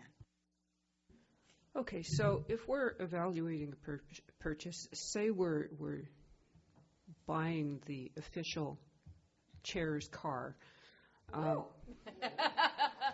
and we have a couple of possibilities, and one is say a gas vehicle that costs $25,000, and the other one is an EV that costs $45,000. Then one of the things I understand that you could evaluate is the lifetime operating costs of each of these. Are you also able to factor in the GHG emissions and assign a value to them? Staff? Thank you. Yes, we can. We would just make sure that we're putting that in our tender document, and we're actually adding evaluation criteria. So when we talk about like the experience, and it will weigh 30% and things like that, so we would just add it in, and the policy will help give staff the leeway to be able to assess those things when they are requirements and add them in. Thank you. Director Pratt. Got all excited about a new vehicle there for a second. I'm really happy to see the social procurement piece in here. With these larger trade agreements, they can be really harmful to local economies, especially in small rural areas, because they are because it is so restrictive on local government, on what you can say around the local piece and the local economy piece. So the best way to contravene that is, of course, doing through social procurement, so it adds more value. And I think I've said this before at this table, but I have a very good experience around this from the school district when we went to a bus contract and ended up 2 contractors on Coast ended up having to fold their companies because of the trade agreements with the provinces, and the contract ended up getting awarded to someone off Coast, and that's a lot of and even with rehiring bus drivers for school buses, it's still it's 2 companies, it's 2 families that had set up business here on the coast. But social procurement is one of those ways that we can add through we can ask for more value through the RFP process. So I'm really happy to see this all in here. And my question to staff would be, would you like this moved to the board as well this afternoon to move it forward? Is it necessary, or can you wait till a board in September? Thank you. A lot of the stuff we've already been doing in principle, so I think it can wait till September. We will continue going down this path when we develop our tender packages and that. Thank you. Any other questions? Director McMahon. I'll just throw one out. As a former library board chair, the BC libraries have a joint purchasing arrangement where they all buy bulk together. Do we have opportunities like that for local governments in BC? Staff? Thank you for the question. Yes, we do. There is the corporate supply arrangements that the provincial government does enter that allows, majority of them are able to have the greater government and local governments pull from them, as well as there's like a North Vancouver specific one that's probably more in line with our lifestyle, our principles. That we can look at reaching out actually to them and talk about joinings. And then there's a couple of other ones through the island, like Vancouver Island, or I was going to say Victoria, but there's lots of options. All right. We haven't actually looked at the policy itself. I'm wondering if, after having read that, if there are any questions or concerns about the policy, because one of the recommendations is that the policy be approved as presented or amended.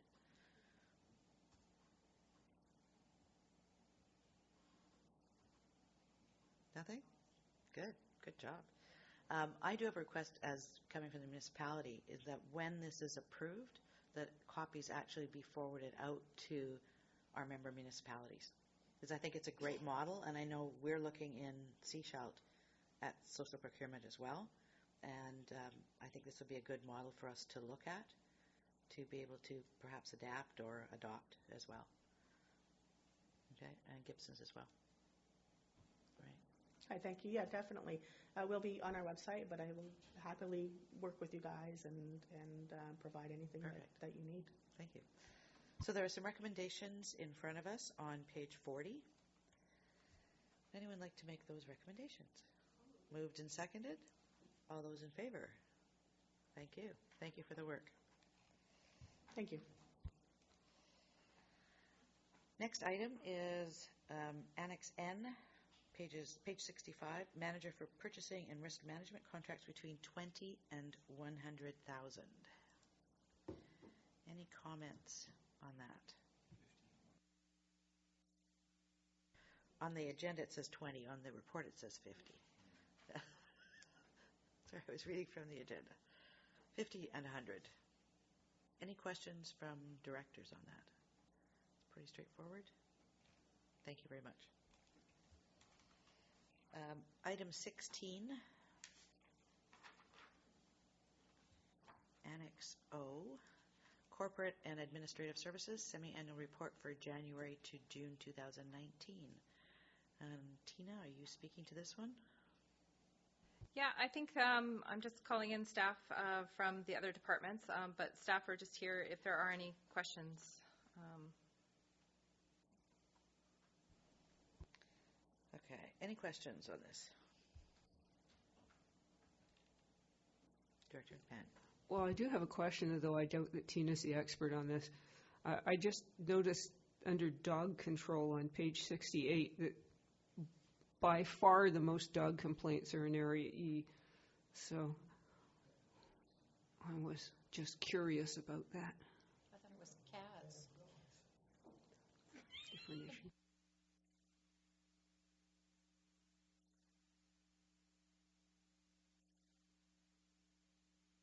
Director Ties. Yeah, in our discussion yesterday, in the agenda review, we were looking at the social media accounts and whether there might be a better way of reporting out on top of the quantitative data, that there may be some qualitative aspects to it. And we'd like to, and maybe we should discuss whether trending topics or something like that should be reported, and what the level of engagement is at for those trending topics. I don't know if staff needs a motion to clarify that. Staff have made a note, but if the committee would like to make a recommendation, that'd be all right. I think it came from looking at operations on page 67. If you look at statistics, inactive record center retrievals, those are actually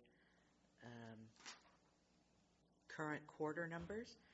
And then when we looked at things like Twitter account maintenance, Facebook account maintenance, etc., we were wondering, are those look like they're cumulative, right? So it just wasn't clear in what we were looking at here and how we actually derived those numbers. Any questions on any of the content in Director Hiltz? Thanks. Yeah, it's on page 71. It's the training and development stats. So in the past, it was brought to our attention that there's some need for upgrading certification in the wastewater in particular. So are those training opportunities or included in this chunk of reporting out? Staff? So for wastewater staff specifically? I think I'm more about the certification, that we were understaffed in terms of people with the proper certification, and they needed to upgrade their certification. So I'm just wondering if it's whatever that certification, wastewater, water, I don't know.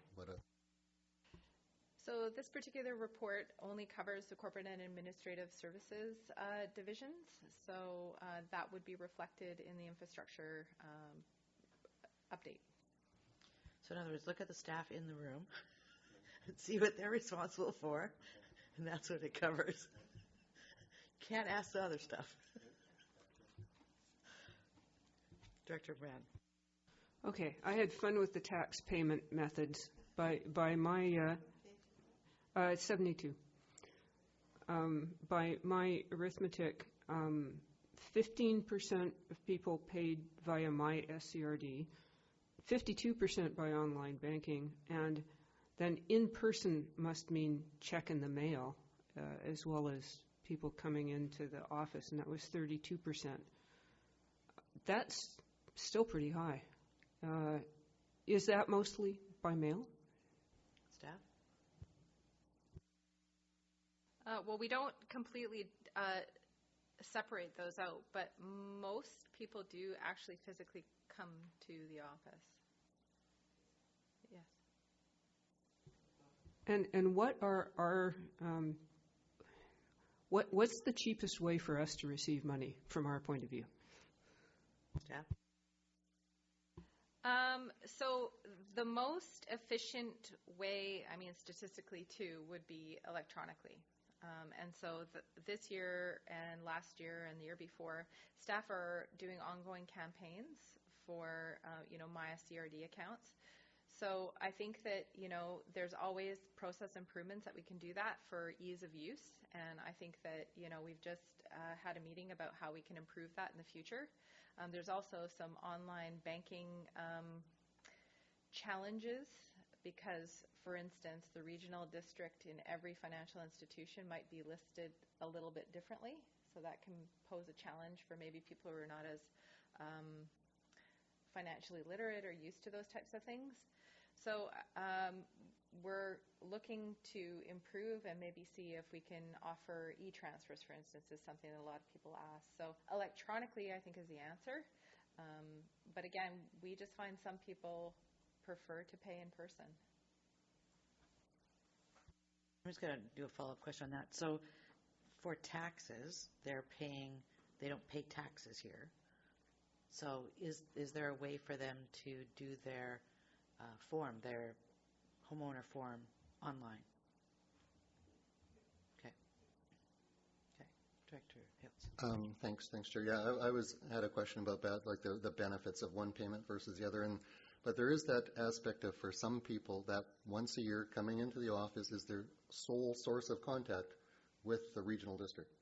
So I'm kind of, how do you balance off those kinds of the benefit procedurally versus the contact with the public? So I'm wondering, is that kind of looked at in terms of how the payment methods are? And I'm just interested.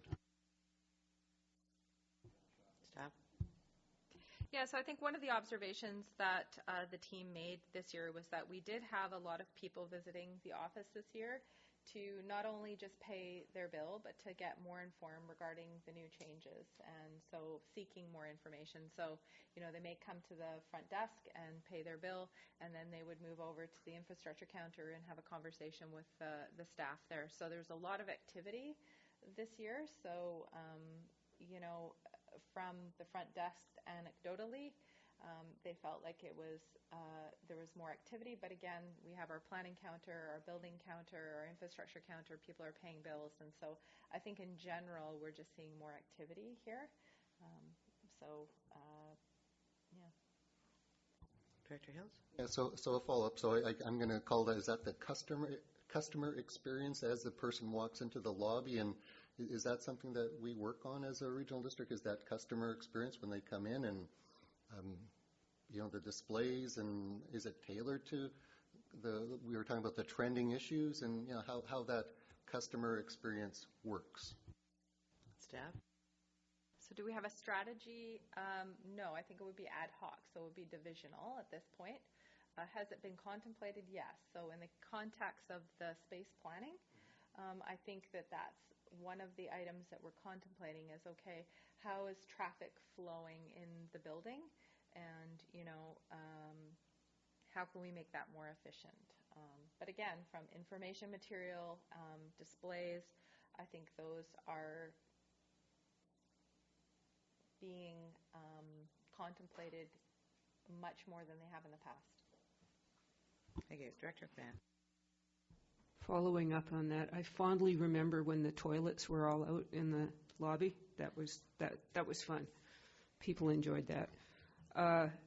On page 74, at the top, I noticed that the value of utility accounts with outstanding invoices has really gone up. That's a very big increase.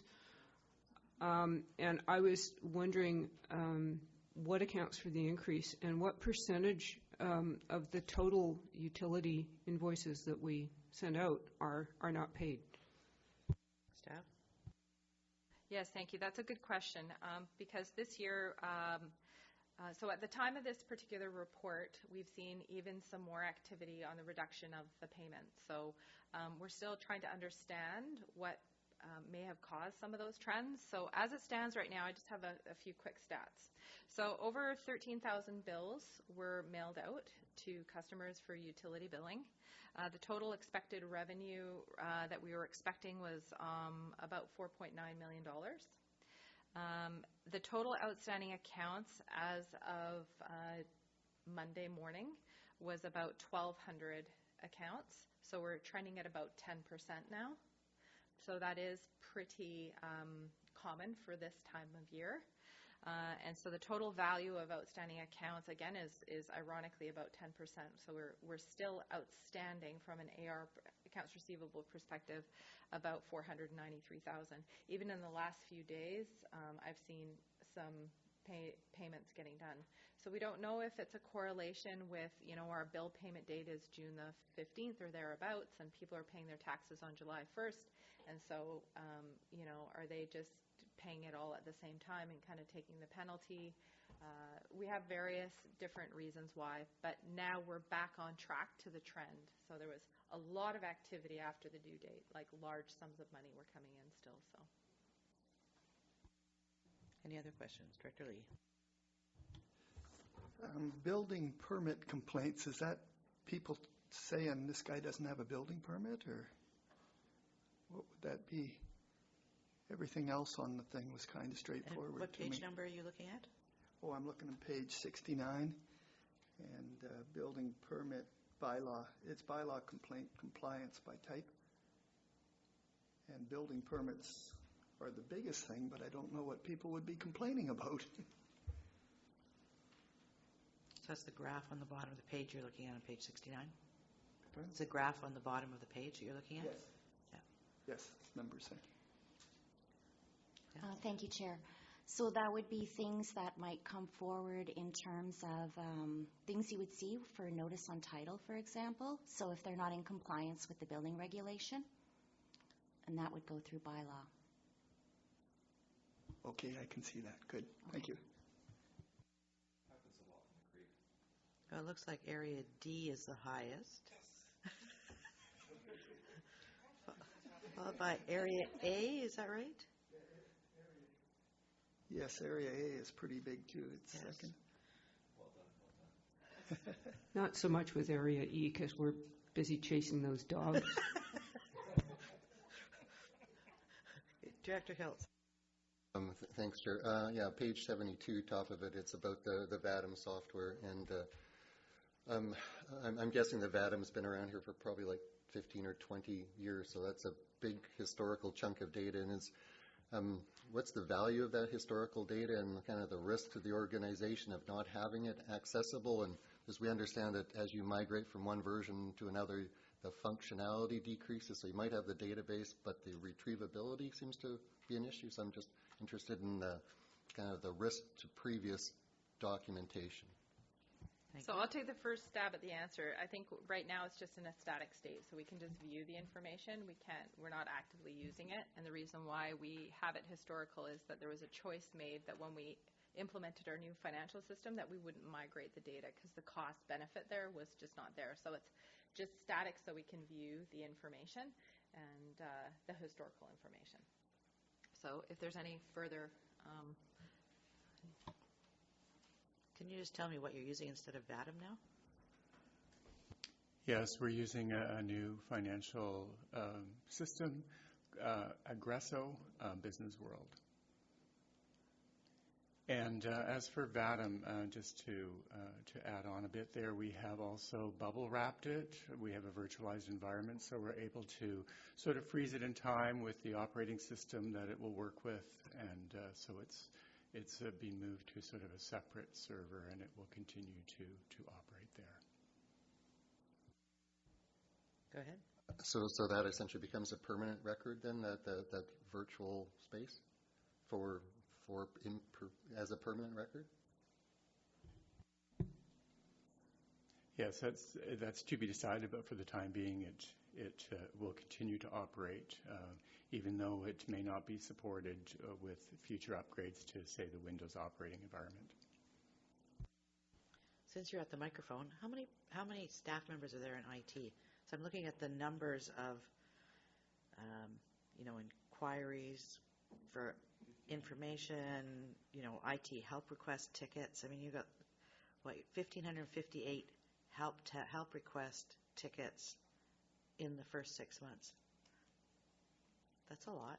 How many staff members do you have?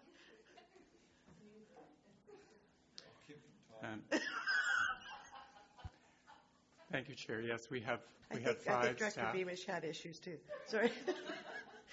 You 5 staff? We have 5 IT staff, that are handling these help tickets, yes. That includes you? You're one of the 5? Or No, 5 I'm in additional? addition to that, but I also have Yes. GIS and civic addressing, Okay. which is another 3 staff. Okay, thank you. That's a lot. Yeah, it's a lot. I have to say that our staff at the District of Sechelt really enjoy working with the GIS staff here. There's a lot of collaboration going on, and that's really helpful. And I know we have one IT person. We have off-site IT support, and Beverly's our IT person, and she as well interfaces with you and really appreciates the support back and forth. So thank you for that. Any other questions on the report? Director Pratt. Just to tie back into what Director Ties was talking about when we were in agenda review yesterday, we were discussing the social media accounts and the statistics in there, and one of the things we had talked about, is what is the best kind of data to come forward, because the stats that are here right now. Number one, we had a question whether or not that was cumulative or per quarter, but also the having more anecdotal social media campaigns, and seeing that we have Sherry here, it would be good for a comment on that. Yeah, that's page 67. Yes. Sherry? Thank you, Chair. So the statistics, the numbers before you, they are cumulative. So she records how many additional likes each quarter. And we will be talking more about looking at how we can present qualitative data that would be more representative of, say, certain campaigns that we're promoting on Facebook or Twitter, and what type of engagement we might be having, if that's something helpful going forward. Thank you. Any other questions on the report? There's a lot of information here. Director Hills. I'm going to take one more. This is on page 70, and this is the first aid and WorkSafe. And I'm just kind of looking at the trend from the first aid, which seems to be going down, whereas the WorkSafe seems to be going up. And it just seems like they're kind of going in opposite directions. So is there any comment about, is that related to the size of the workforce or anything in particular? Staff? Thank you, Chair. I actually think it's more of a reflection of staff really understanding the requirement to report and to come forward as opposed to just, I have a little cut or something like that, I'll just let it go. So we're seeing better uptake. The arrival of our new corporate safety officer and the work with our health and safety committees, I think, is just resulting in better reporting. Thank you. Any other questions? Doesn't seem. Oh, Director Lee. It's freedom of information. We don't get a report on what they were or any details on the freedom of information. So I was surprised at the numbers. There's quite a few. Do we ever get a report on what those freedom of information requests were? In other words, what the heck people are curious about? Staff? The information's actually protected under privacy legislation, so it's not something that we would typically share, even with directors. I think you're looking at, are they curious about water? Are they curious about what we're doing on ports, not necessarily particulars? Is that something that we could find out? So in terms of subject matter? Yeah, I think that's what he's getting at. I would have to investigate that and get back to you in terms of what we could actually talk about. Because part of that might point to what are we, as a regional district, what are we not necessarily getting information out about that people are actually feeling they need to come forward to ask about through the freedom of information? Exactly, that's what I was thinking. Perhaps we're not addressing something we should be. Yes. Okay, so I think Director Hills. Yeah, I'll take a little bit of a follow-up. Like the contrast between provincial government, if a FOI comes through, that release is now a public document. It's put on open documents. It's available to anyone else, so now they have access to it.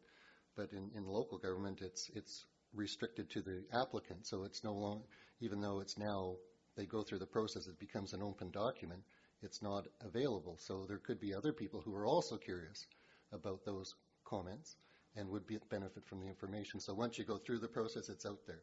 So it's a little bit different from local government to provincial. Yeah, sure. Yeah, I was going to say, so once the FOIs have been completed and severed, those packages, some local governments do post them online, and that is something we could look into doing in the future if we develop policy around that. Thank you. Any other questions on the report? All right. We're done. Thank you very much. So next we move on to correspondence. So I'd like a motion to receive the correspondence. Moved and seconded. All in favor? Thank you. And first one is a letter from City of Duncan, District of Tofino, and City of Victoria with regards to a climate leadership plan steering committee. Director McMahon.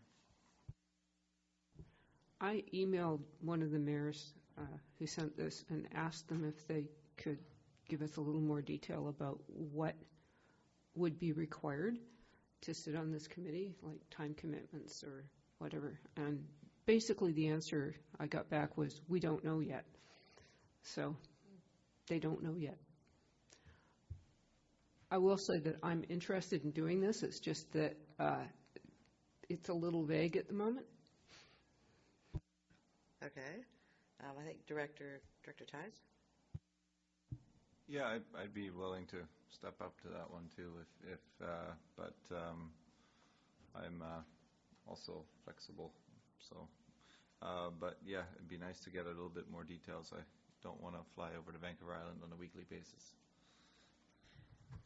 And potentially you wouldn't have to necessarily get together in person, depending on the size of the group and what technology is available. It could be that there's all kinds of technology available to use. Director Lee?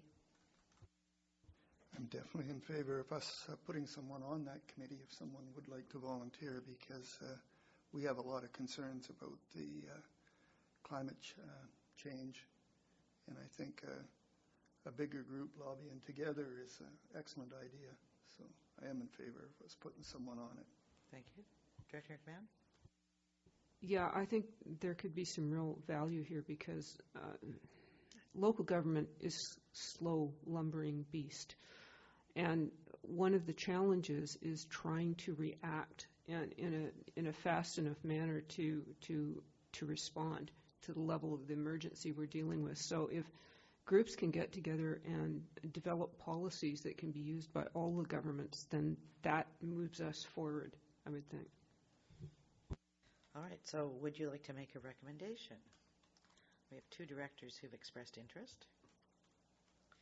Rock, paper, scissors. Director Hills?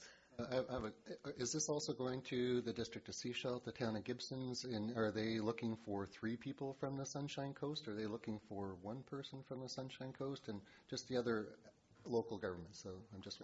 I haven't seen anything come through. And Mayor Remish has joined us. You haven't seen it either? No. Request did not come to the municipalities, just to the regional district. I don't know why. Maybe the recommendation could read something like that. Director McMahon be appointed a member of the steering committee with me being the alternate. Okay, and could we also add on that members attending meetings be paid per diem and stipend? Or, yeah, stipend and expenses? Is that what we're talking about? Okay. And that it be moved to board this afternoon. Right. Okay.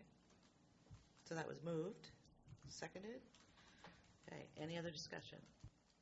All those in favor? Thank you very much. And then our last letter is with regards to a potential BC Capital Gaming grant and a request for a letter of support. Director Pratt. I would like to move that we send a letter of support from the Sunshine Coast Regional District in support of the North Thormanby Community Association grant, and that it be moved to board this afternoon. Thank you. Is there a seconder for that recommendation? Seconded? Any comments, questions? All those in favor? Thank you very much. So we're going to move over to new business. Under new business, we had one item regarding remuneration. This came up in discussion, and did you want to address this, or do you want me to just address it? Okay. So in conversation back and forth over the last while, some of us have recognized that there are meetings, et cetera, that we've attended, but haven't necessarily been paid for attendance at. Given we're a new board, I think that's a piece that we've kind of fallen down on.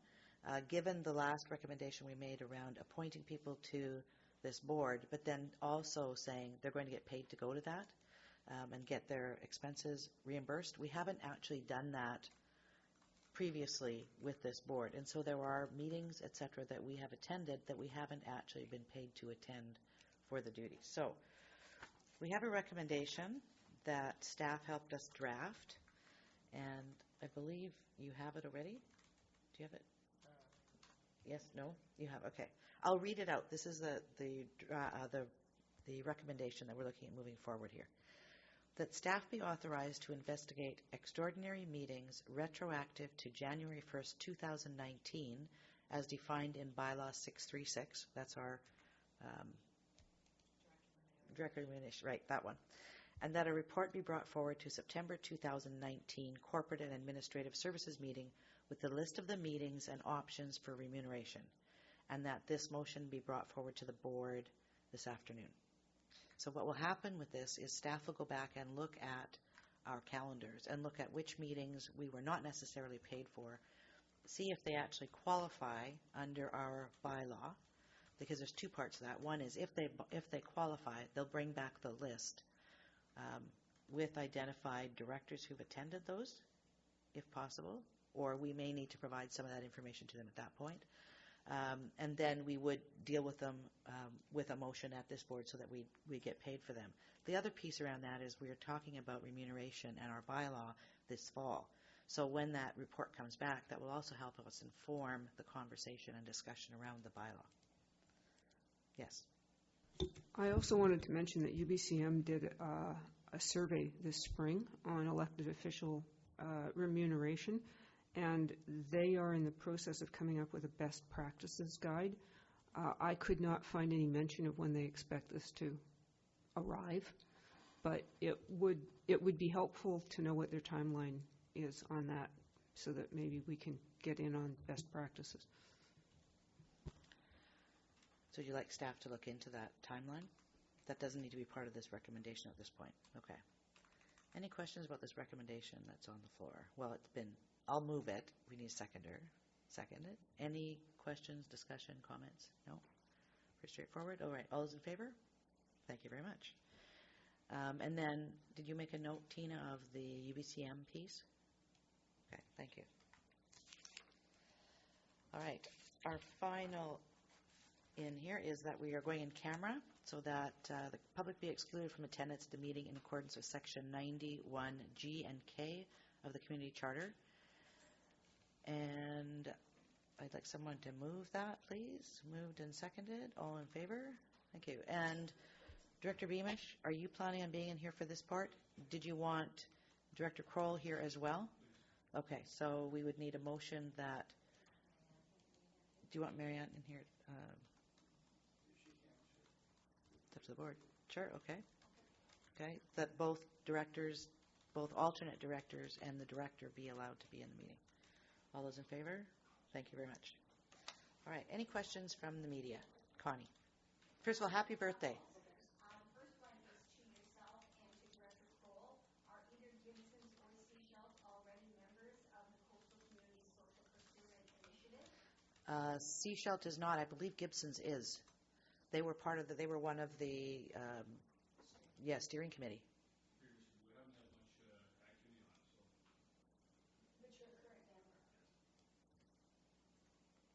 And we are investigating right now. We're actually in our process of doing our procurement policy again.